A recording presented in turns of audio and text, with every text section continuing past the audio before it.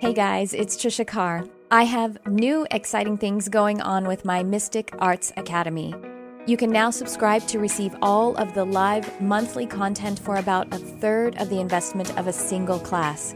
Included are at least one downloadable guided meditation per month, 2 live events ranging from classes, channeled messages, group readings, intuitive development guidance, Q&A sessions, and tons of community. You'll also have access to a private Facebook community for fellowship and support, and this space is kept super sacred and high vibrational.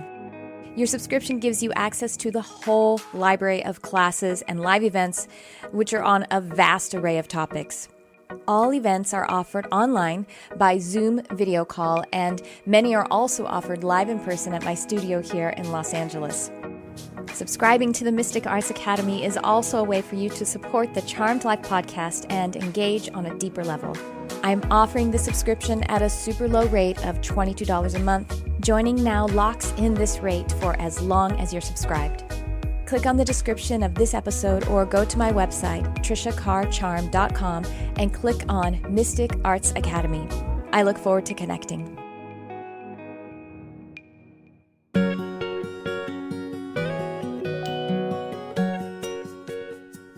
Hi everyone, it's Tricia Carr. Welcome to this mini episode of Charmed Life and to my brand new series. This series that I'll be doing daily for, I'm not really sure how long. I think I'm going to be doing it for 12 days straight, but perhaps it's co-creative. So we're going to see what happens. I'm going with the number 12. It seems right now, but who knows, maybe it'll be longer. Maybe it'll end up being shorter. But what this new series is about is metaphysical perspective on the Bible, on not all the entire Bible. Ugh, I couldn't do that in 12 days anyway. Just some choice scriptures, just some choice texts of the Bible. Now, before I explain a little bit more about this new series, in case anyone is brand new to this channel or this podcast, I just want to say welcome. Thank you so much for finding me, for finding this channel, for finding this podcast. I'm saying it that way because this is both published as a podcast, an audio podcast on any podcast outlet that you may listen to.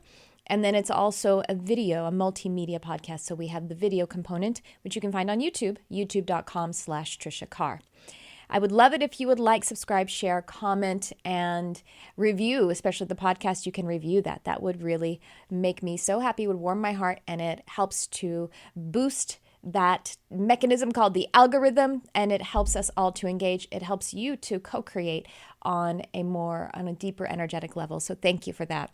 And I do have my regular full-length episodes that are every Sunday at 12 noon Pacific. It's released on the YouTube channel as a live stream, and it comes out on the podcast afterward at noon Pacific. And it's also live streamed on my webpage, on a broadcast page on my website, which is triciacarcharm.com. And on Facebook. So you can find it in all those ways. You can check down in the description of either this video or podcast, and you can find ways to connect in that way. So now back to the mini episodes that I am doing between those full-length episodes where I usually am interviewing a guest expert. Last month I did a series on charting the lunar cycle. And so that just completed yesterday, or the previous episode. And now I am going to start this one about metaphysical perspectives on certain Bible verses. Now, let me tell you what my inspiration is for this. First of all, I came from that system. I should tell you, in case you're new here, I am an intuitive, I'm a channel, I'm a multidimensional medium, animal communicator, and I'm also a hypnotherapist, intuitive coach. And obviously I do this, I produce a lot of media. So spiritual teaching is the hub of everything that I do. And that's what I do now. I teach mysticism as an art form. I teach metaphysics as a philosophy, and how you can sort of, as the natural aspect, as a teacher of what I say as nature and spirit, which is one thing that I feel I align with similarly to the teachings of Jesus, because he taught nature in order to understand spirit. then I think that that's kind of the concept that you'll find in Hermeticism and in metaphysics. And so just with that, let me tell you, that's where I am now. That's what I do. That's what I've kind of matured into in this awesome, awesome journey. My background as a kid is in evangelical Christianity, somewhat fundamentalist. I guess there were many different shades of Christianity. The thing is, I wasn't conditioned that way from my family. My mother actually had some really negative conditioning around really dogmatic, fear-based kinds of fire and brimstone church. And so she was really just afraid of spirituality in general or church.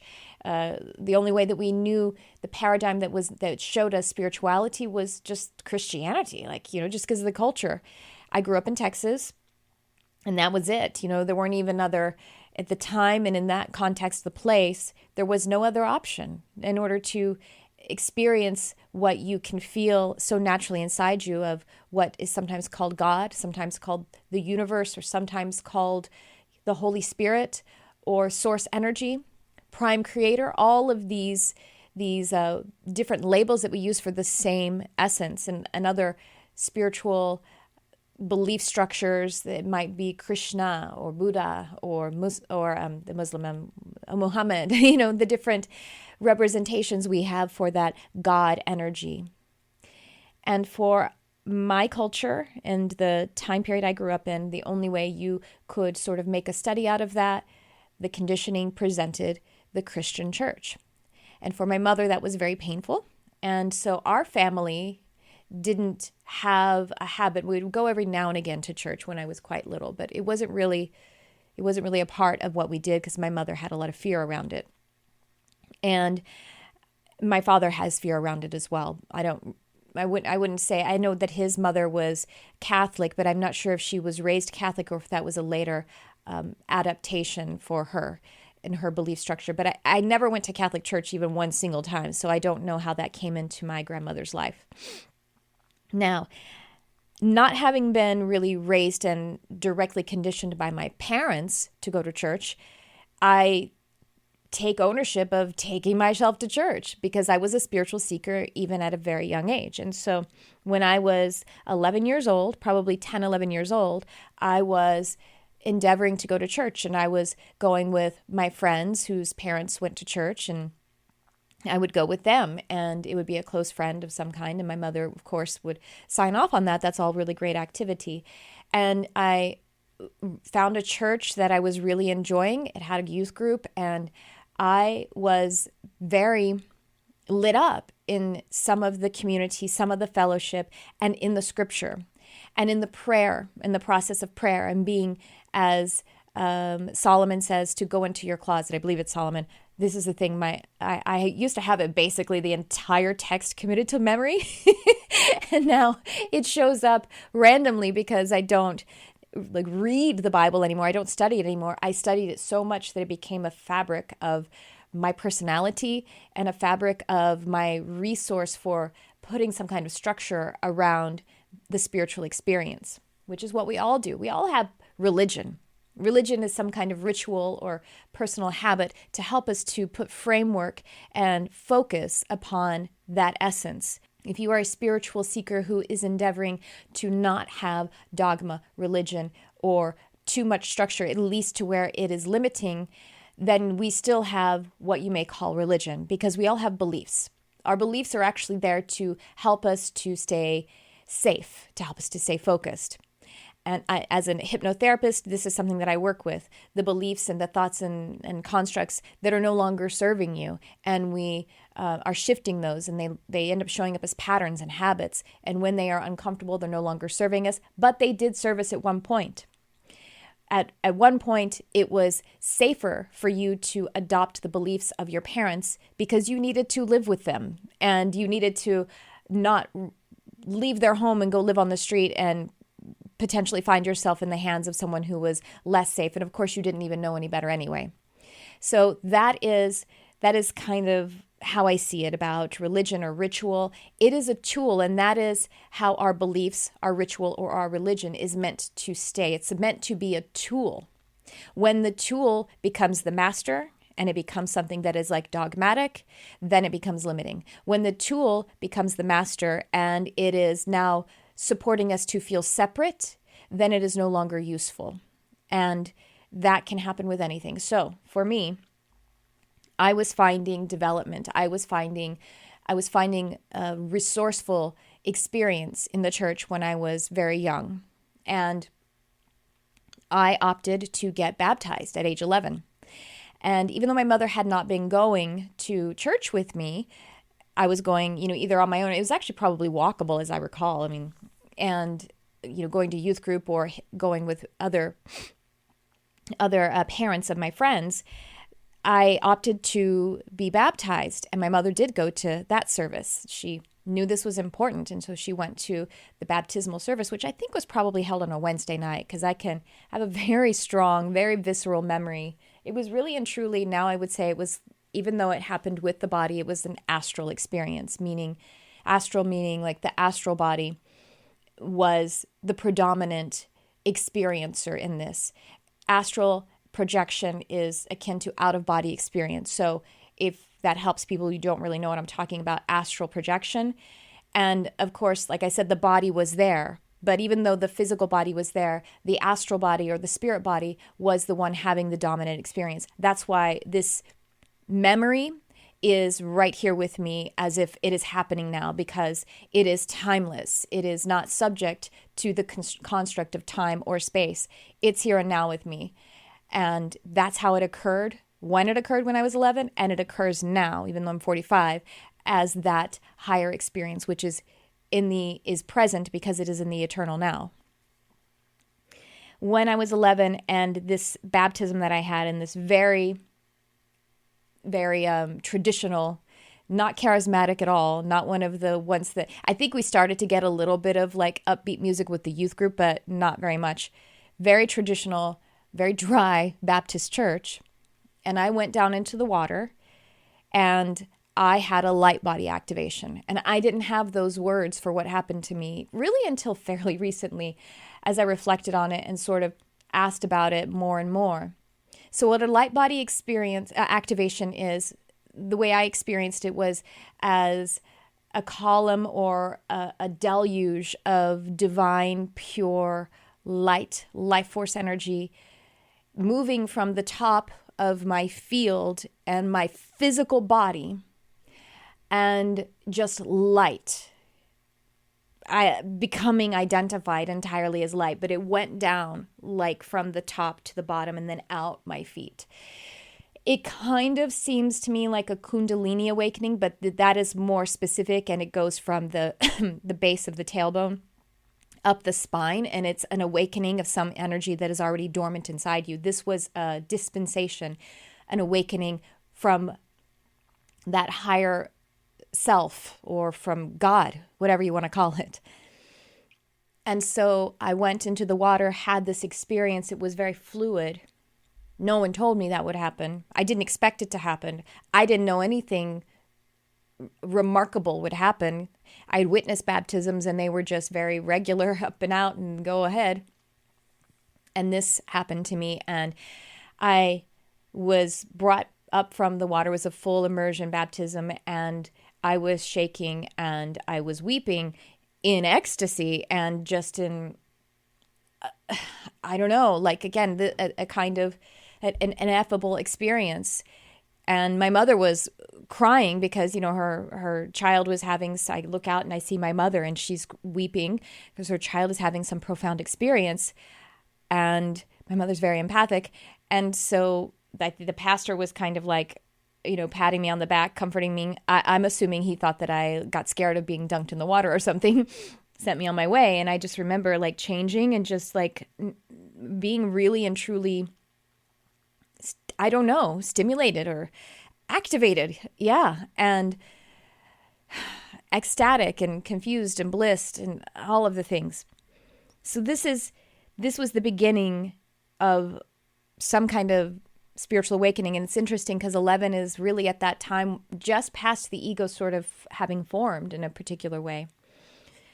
And fast forward through the many years after that, and I was devout, and a seeker and studying and praying. Oh my goodness, it's a journey I'll continue to tell in detail probably throughout this series. So I won't tell all of that story now. And maybe you've actually heard me, if you listen to this podcast, tell bits and pieces of it.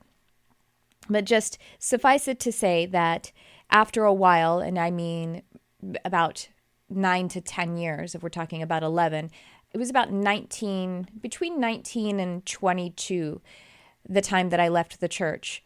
And I had some, you might call it backslides, because again, I couldn't find a hook into my spirituality and I really wanted something. And so that's when the church and the delivery of this doctrine became dogmatic for me and became limiting for me and became a belief that used to serve me and now no longer was. It used to be good medicine, but now I no longer need that medicine. Not only do I not need that medicine, but taking that medicine now, it's beginning to become poison to me. And so that is my background. And I, like I say, was a profound biblical scholar. I actually went to a Bible school to become a minister, and in and out, you know what I mean? And I'll probably, like I say, tell that story in detail as it seems to be interesting or necessary for this series.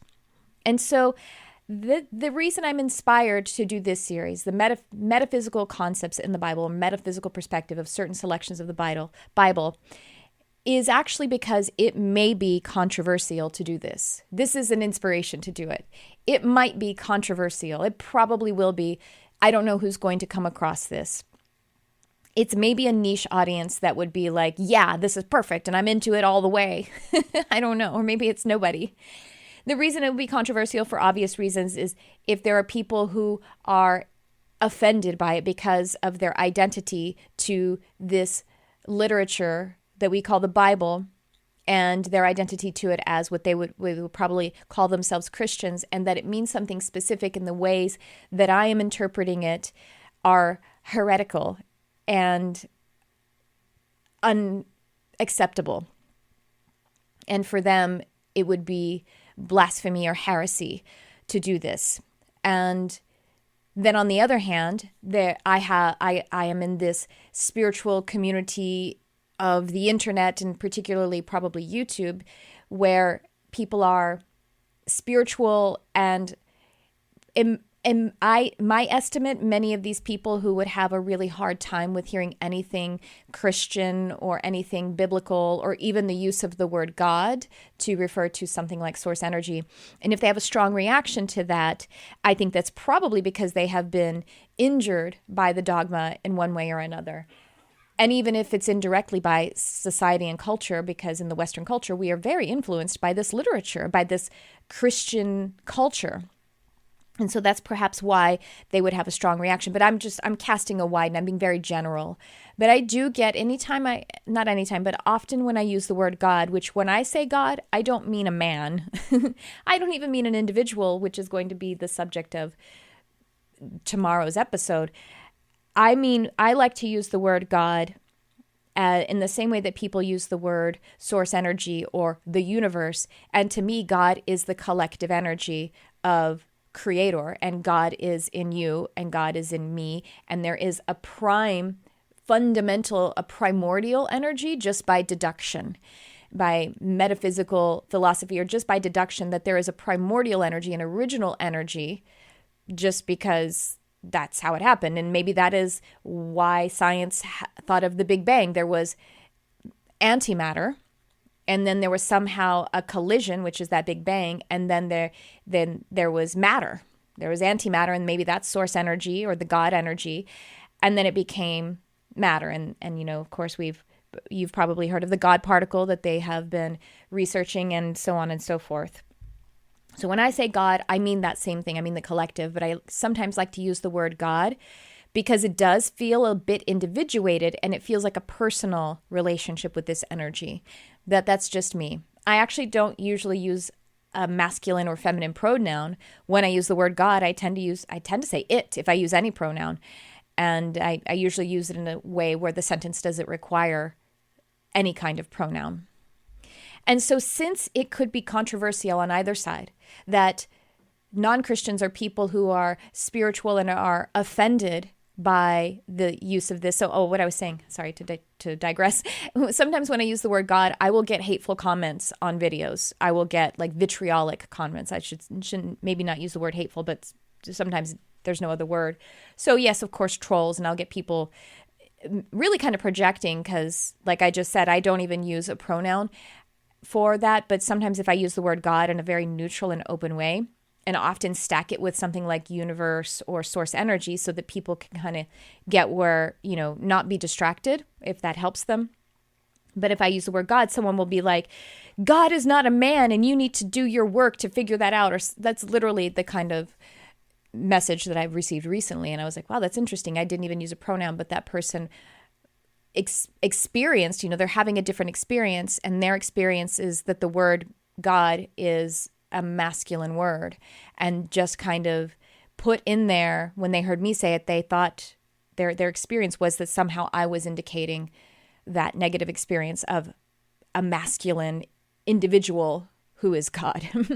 All right. So anyway, this controversy is telling of how there is unobserved or there is energy that would be well served to air out, to bring deep awareness to whoever it is. If it is let's just say the Christians and the non-Christians, if we want to polarize it that way, if it creates controversy. There's also an in-between set of people who maybe don't really have any influence of the Bible, like they didn't grow up with any kind of Christianity. Maybe they even grew up with a different faith. But if you're in the Western world, and so they may think like, why do I need to hear about this? I'm kind of bored by this. I'm not interested in the Bible. Why do I need to learn about the Bible? And I hear you. I'm not saying you do have to learn about the Bible, actually. It's more of, I think it's just something that is useful to look at, because if you are in the United States or if you're in an English-speaking westernized culture, this piece of literature has really impacted us. Even if you didn't grow up in the religion, even if you grew up in a different religion, it still culturally seems to be impacting us. And so that's why I think it would do well for us to look at it through just some kind of lens that I'm hoping will be different than the lens of whatever has been delivered in the past. And the reason, like I say, like if you ask, like, why do I need to hear about this? And why not some other sacred text, someone might ask me. And the reason why not some other sacred text or some other religious literature is simply because I'm not interested at this time in pursuing study inside religions. However, I have a background in this, so it's just there. So I'm not really interested in learning new texts. Maybe I will be at another time. Some people really love doing comparative religious studies, and I'm not interested in that now. So this isn't about learning, maybe I will compare it to other sacred texts because it might just show up. But at this time, I'm just not interested in that. I'm really kind of mining something that's already a part of my energetic makeup. And I believe it's probably a part of yours, even if you're not aware completely of how it is, because again, of the culture, I'm assuming you speak English since you're here, or even so, that's a very dominant culture in this whole world. And so, as I was mentioning, a lens that I grew up with, it being a certain kind of this biblical text having a certain lens. And for example, if you are a Christian, then you would view the Old Testament, or what Hebrew would call the Torah, you would view that part of the Bible in a biblical sense, meaning you would view it through a Christian lens. So you could validate the perspective of this religion of Christianity and say, well, this back here in Deuteronomy makes sense, and I can put this lens on top of what happened in Deuteronomy. You know what I mean? And say, well, that was a foreshadow of Jesus the Christ. That Messiah reference was a foreshadow of this perspective I have about the Savior, the Messiah. You know what I mean? So that's a lens. And then, of course, just the cultural lens that we have, or that is being placed upon us through this literature and through the culture that is expanded out from it. Now, I liken a lens to those beliefs that I was talking about. It's a filter. or the religion ritual that we all have. So I'm not saying that I'm going to have no lens as I look at these texts. Not at all. I'm saying that this is a lens.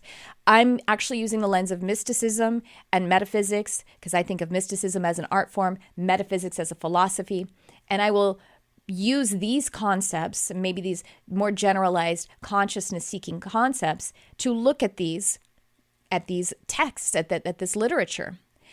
And it is a lens. And I'm okay with that. I think it's a valid lens.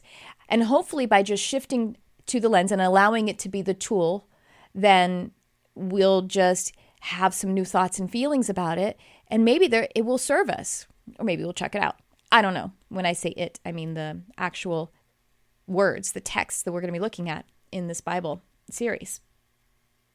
So however you feel about this literature, it continues to have a major impact on society. I would say worldwide, simply because even if, and I don't mean to be American arrogant, I just mean that the Western world has a significant impact on the whole world, even, by symbiosis, the Eastern, if we just want to polarize it to East and West, even there because of how, we're connected. And then this literature and this culture around the literature has a profound impact on the Western world and maybe beyond.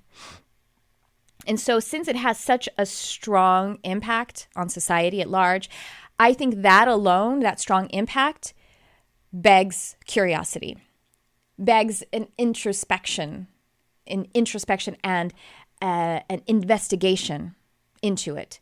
Introspection as to what it means to me and how it has impacted me, known and unknown, and also an investigation about what it is there. Why?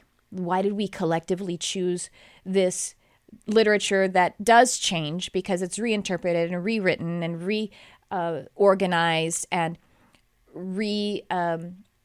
curated? It just is. It's not infallible. I'm sorry that may be my first hate comment from someone who thinks that the word of God, as it said, is infallible. It's just simply not, because it is a document that I could tear out pages and hand it to you, and that would be the document then I had filtered for you. You know what I mean? Like it isn't a magical, spontaneously regenerating thing, It's not some kind of organism that regenerates itself. It has been passed through the lens in the hands of many, many, many people. And there are many different versions of this book, of this literature. There is the Mormon version, the Catholic version. There is the Jehovah's Witness version, the King James version, the New International version, the Living Bible version. There are so many countless interpretations of it that alone says it's not infallible. That alone says that it is interpreted already. No matter how you've gotten it, someone else interpreted it. I think I said the right amount of syllables there, but it felt weird. All right, so there we go. So if there is controversy in this series, then I want to look at it. I mean, meaning if there's controversy, if someone says you, this, that, and the other thing at all, if I get these comments, then I want to see it as the beginning of healing for the other person and for me and for anyone else who will connect with this. Because if we are in a place of, we love to use the word triggered now. If we are being triggered and we react and we act from that, well, that's a good thing. That's a blessing. I mean, sure, could we take a breath and look at it without being triggered? Yes, that's one of the options. But even the option of reacting, and even if we project something out and say something that is, let's just say, irrational, if that pain body is activated, well, it's showing itself to us. And that's a good thing. If we get to be shown our patterns by having it outpictured and we act and react, well, that's an opportunity. So that's why I say, if I get trolls, I'll just say it that way, then I will see that as an opportunity for both of us, for all of us. And that's how I'm going to see this. And if there is trolling, if there is controversy, if there are big time negative comments, then you know what I'm going to do? I'm going to share it with you guys. I'm not going to, I absolutely will not ridicule. I make that vow. And if I fail at that in any way, then I in advance apologize. I am not perfect. And if I am triggered and I accidentally react from my trigger, I apologize in advance, but I affirm that I will use the lens of seeing it as healing, the first step in healing, but I will share it with you so that we can all kind of come together on it. Now, what I normally do on my YouTube channel is if someone says something hateful, mean, rude, or whatever, trolling, I actually delete it. And that's not for me. I actually delete it because that's a space that I get to curate. And YouTube is the main place that it happens. I could get negative reviews on my podcast too, but YouTube lends itself so much more to comments on the actual video. And of course, I publish them on social media, so those are all nets to be able to catch something like this. And I usually delete it though, because if you as a viewer come there and you're looking for inspiration and then you skim down and you see a comment where they're saying unkind things and unloving things, well, I actually remove it because I want to preserve the space for you. And I may still do that because I would still like to curate it to be a place that feels good. And then I will take that comment and I'll bring it to you guys. I will quote it. I won't, I don't know, maybe I will say the screen name because it doesn't really matter. If they post it publicly, they intended for everyone to see it. So it's not like I'm bashing someone. They posted it publicly. They published it. So we'll see. We'll see what feels right at the time. And so I'll share it so that we can actually air it out and see how other people feel about it and hold space for them, whatever it is. Now, maybe it won't happen. I'm not calling it into existence. Maybe I'll only get one. Maybe I'll get 0. I don't know. Maybe there'll be 82 on every single comment feed. We'll see what happens. You guys set your intention for what you want to see happens, and we'll just see how it works out. All right. And in addition to that, I want to say, let me know, comment or however you listen to it or watch it. Let me know if you have certain questions. If there's like a particular Bible verse where you're like, this one has always been interesting to me. Do you have an opinion about it? And, maybe I'll bring it on. Now, I'm not saying that every single part of this book is interesting to me. I maybe to someone else. Maybe every single part of this book, however it is delivered, is interesting to someone in some way. But you know what I mean? Like, let's just talk about it. That's when I say I really want this to be an open dialogue. And so there you go. So if you have any requests, then shoot them at me somehow. I'm going to start with the first tomorrow, the first of the series. And I'm going to be looking at Genesis 1, verse 26 through 28. And God said, "Let us make man in our image, after our likeness, and let them have dominion over the fish of the sea, over the fowl of the air, and over the cattle, and over all of the earth, and over every creeping thing that creepeth upon the earth." And I gave you the King James version of that. That's what I'm going to start with tomorrow. I'm getting the truth chills right now. I got the Holy Spirit filling me up. I got the light body activating. I'm really excited about it. And so that is the series. I may refer back to this particular audio video portion of it so people can understand the intention of it. I'm going to put it in the description of each and every one of these offerings, of these mini episodes. And that's what I have for you today, guys. So I hope you get excited about it. If you're brand new, I hope this seems interesting to you. And if you're a regular listener or watcher, likewise, I hope you find it interesting, exciting, or at least you're curious about it, because I'm super curious. And with that, I will check in with you tomorrow. Thanks for tuning in. I love you, whoever you are.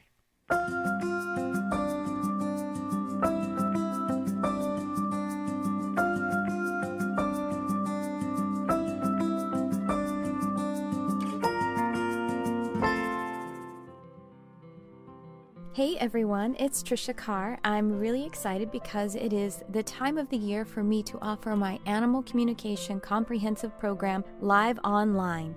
Whether you are interested in the profession or if you would like to connect more deeply with your own animal family members, having an understanding of this form of telepathy will enhance your life and all of your other intuitive gifts. About once per year, I offer this program live, and that time is now.